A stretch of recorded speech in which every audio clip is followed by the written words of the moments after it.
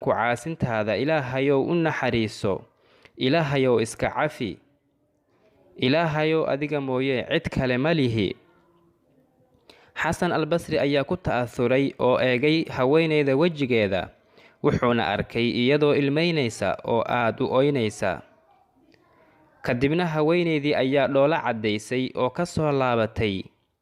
xasan ayaa aad ula yaabay, markaasuu dabagalay haweenaydii, wuxuuna ku yidhi, istaag islaan yahay istaag, ilaah baan kugu dhaariyey muxuu yahay arrinka janaasada. markaasay tidhi, iga tag oo iga aamus, kuguma dhicin wixii igu dhacaye. markaasuu yidhi, waxaan ahay xasan albasri oo ka mid ah culimmada islaamka. markaasay tidhi, wallaahi haddaadan ka mid ahaan lahayn culimmada islaamka kuuman sheegeen xasanow.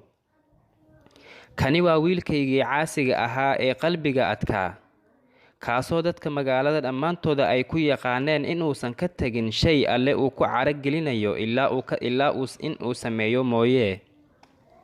balse waxaysan ogeen in wiilkayga uu u soo laabtay alle xaggiisa subxaanahu wa tacaala oo uu toobad keenay.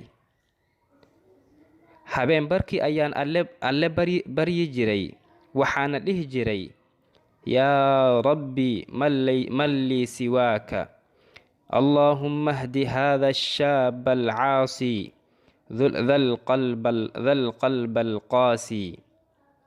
ilaahayow cid aan adiga ahayn ma lihi, ilaahayow wiilkaygan caasigan